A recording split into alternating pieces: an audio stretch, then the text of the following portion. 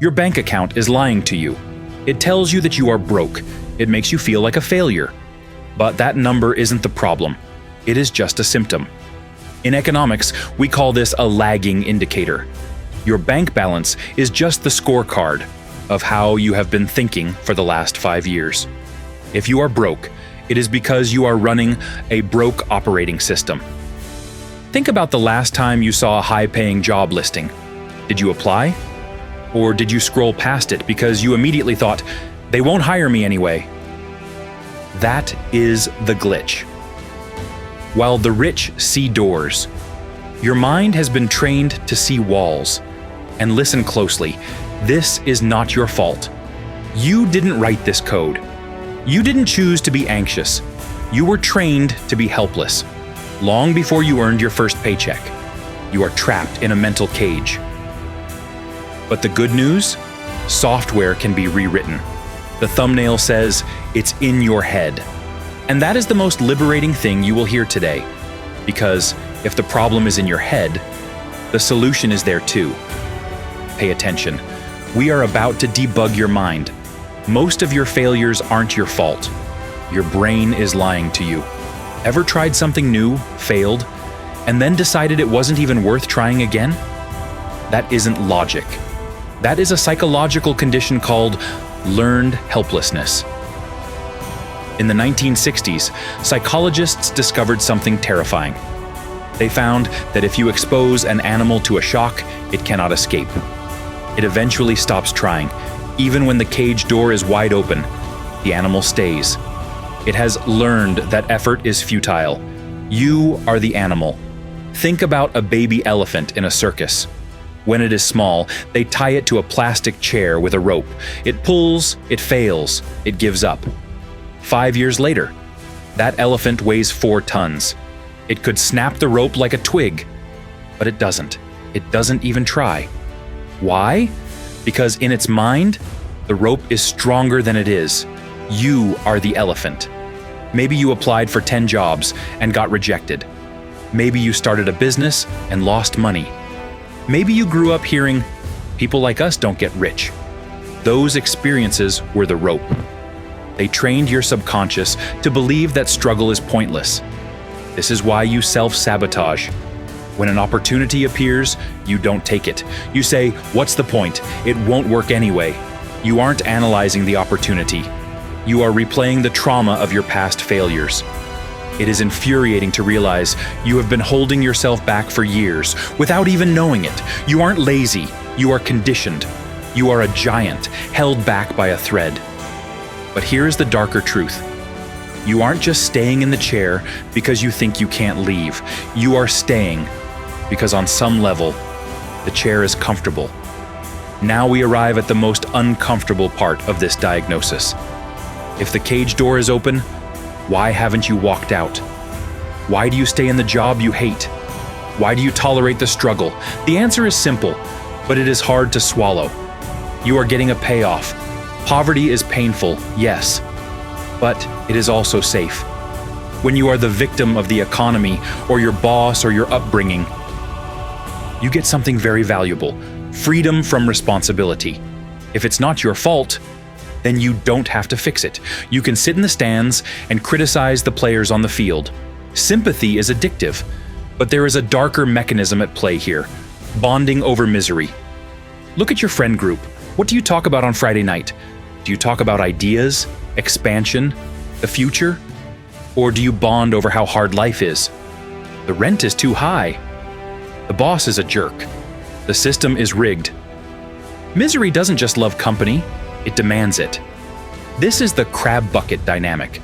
If you start to climb out, if you start talking about investing or side hustles, your friends will get uncomfortable. They will say, you're changing. They will say, be realistic. They try to pull you back down, not because they hate you, but because your success would force them to face their own stagnation. So, you stay broke to keep the tribe. You pay the membership fee of mediocrity, just to feel like you belong. And then there is the savior complex. Deep down, most people are waiting to be rescued. They are waiting for a politician, a lottery win, or a lucky break. They view their life as a waiting room. This is a defense mechanism. As long as you are waiting for a savior, you don't have to be your own hero. You have built a fortress around your lack of money. You are addicted to the excuses because they protect your ego. But here is the catch. You can have your excuses, or you can have results. You cannot have both. And to choose results, you have to answer one terrifying question about who is actually driving the car. If I could ask you only one question to predict your financial future, it wouldn't be about your IQ. It wouldn't be about your degree. It would be this: do you believe you control your life, or do you believe life controls you? In psychology, this is called the locus of control.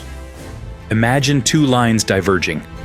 People with an external locus are passengers. They say, I didn't get the promotion because the boss plays favorites. I can't save money because the economy is rigged. To them, life is something that happens to them. They are leaves blowing in the wind. People with an internal locus are drivers. They say, I didn't get the promotion because I didn't make myself indispensable.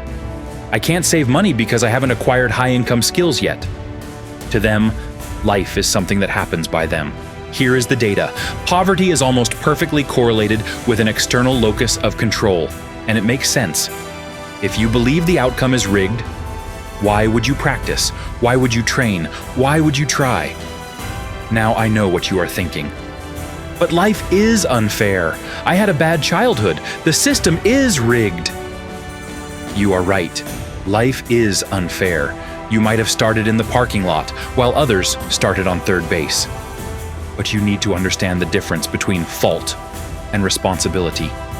If I walk up to your house and dump a truckload of trash on your front lawn, that is not your fault. I did it. I am the villain. But it is now your responsibility. You can leave the trash there. You can complain about it for 10 years. You can show your neighbors how unfair it is. But at the end of the day, your house still looks like a dump. The only way you get a clean lawn is if you clean it up, even though you didn't make the mess. This is radical responsibility. Your financial situation might not be your fault, but it is entirely your responsibility to fix it. When you blame the economy, you are handing your power to the economy. You have to stop being a passenger in your own existence. You have to climb into the driver's seat, lock the doors, and realize that no matter where you started, the steering wheel is in your hands. So, how do you break the chain? How do you teach an elephant that the rope is broken? You cannot think your way out of learned helplessness. You cannot affirmation your way into confidence. Your brain is a skepticism machine. It relies on data. Right now, it has a mountain of data that says, your actions do not matter. To fix this, you must give it new data. You need to implement the protocol of agency. This is not about dreaming big. Dreaming big is dangerous for you right now, because the gap is too wide. It will just trigger more helplessness. You need to start microscopic. You need to create a new feedback loop. Phase 1. Physical sovereignty. Start with things you have 100% control over. Make your bed, lift a weight, drink water.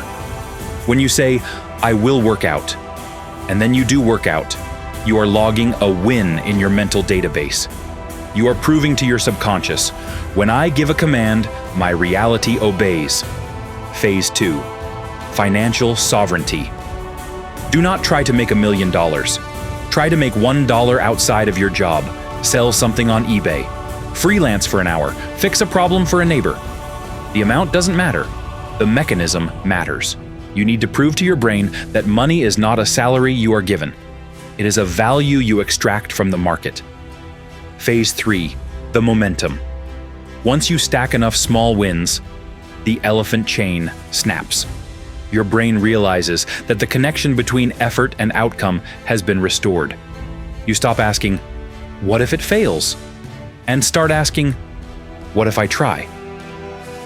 You are building a resume of agency, not for an employer, but for yourself. You are retraining your nervous system to view the world as a playground of cause and effect, rather than a prison of random events. But be warned, As you start to break the chains, you will face one final barrier. It is the terror of the open door. We are done with the diagnosis. Now you have a decision to make. I want you to look at the cage you are living in. Look at the job you hate. Look at the bank account that keeps you up at night. Look at the limitations you have accepted as facts. Now, look at the door. It is unlocked. It has been unlocked the entire time. The rope holding the elephant was never made of steel. It was made of belief. The moment you realize the rope is a lie, the cage dissolves. But here is the catch. Walking out is terrifying. Inside the cage, you are fed. Inside, it is not your fault. Inside, you are safe from the burden of your own potential. Outside the cage, it is the wild. You have to hunt. You have to fight. You have to own every single outcome, good or bad. Freedom is heavy. That is why so many people choose the comfort of the chain. It is scary. That is normal. But the door is open. You have been waiting for a savior. You have been waiting for a politician, a boss, or a lucky break to open the door for you. Nobody is coming. You are the prisoner, but you are also the warden. If you are ready to stop waiting for a savior and start saving yourself, walk out of the cage and never look back. If this video gave you clarity, share it with someone who needs it. Hit like and subscribe to join us on this journey of unlocking minds and reclaiming your life.